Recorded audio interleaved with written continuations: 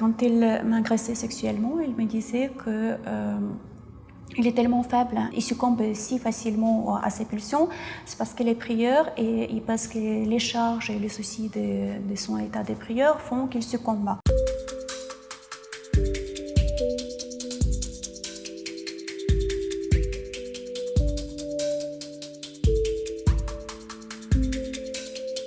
Je l'avais recontacté parce que j'étais dans la détresse, j'ai eu une petite crise à cette époque-là et il était très gentil avec moi.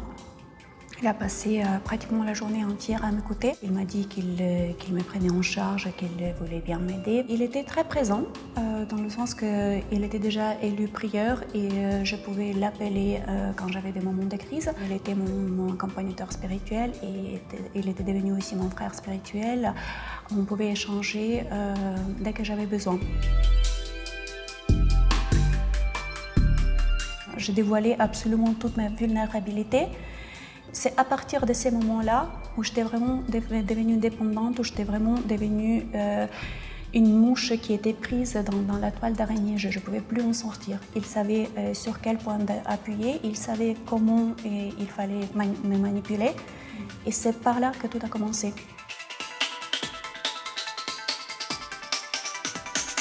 Certaines personnes prennent la place de Dieu, y compris dans l'Église. Tout ce qu'ils disent, y compris des bêtises, parce que ça arrive aussi, il faut le prendre comme la voix de Dieu du moment que c'est ton père spirituel.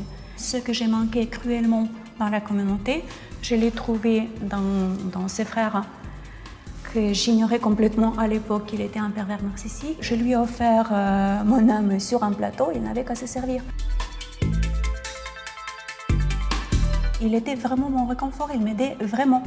Donc, du coup, quand il a essayé de m'embrasser et quand il a retourné la faute contre moi, alors qu'il savait pertinemment que j'avais rien fait, jamais, pas le moindre geste, pas la moindre parole pour le séduire, là, c'était la profanation, c'était la déclaration que tout ce que j'avais à l'intérieur de moi, tout ce que je lui ai partagé sur mon cheminement spirituel, sur mes relations avec Dieu, sur ma vie comme épouse du Christ, c'était profané, c'était comme s'il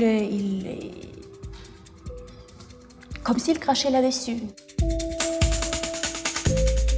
Je disais à chaque fois non, et même après la première fois où il a essayé de m'embrasser, où il m'a embrassé finalement, pas même essayé, je lui ai envoyé un mail en me disant que je l'ai très très mal vécu, que ça me mettait mal à l'aise, que ça me donnait des pensées suicidaires et qu'il fallait absolument qu'il arrête. On se voyait à peu près 2 fois par mois et de temps en temps, il ne m'agressait pas, mais la plupart du temps aussi. Donc finalement, il a fait tout ce qu'il a pu faire.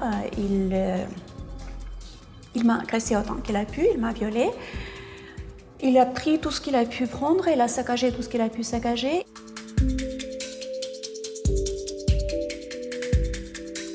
Quand il m'agressait sexuellement, il me disait que il est tellement faible et tellement... il succombe si facilement à ses pulsions, c'est parce que les prieurs et parce que les charges et les soucis de son état de prieur font qu'il succombe. Et à la fin, il a dit, bon, voilà, du moment que je ne suis pas pédophile, j'ai rien à craindre parce que toi tu es adulte et eux, ils font maintenant la chasse aux pédophiles. Et là, c'était un moment qui était très très difficile dans le sens que je ne pouvais plus lui trouver des excuses. Quand j'ai entendu que c'était pas grave, que voilà, bon, même s'il retombe, c'est pas dramatique, là c'était un coup de massue très conséquent.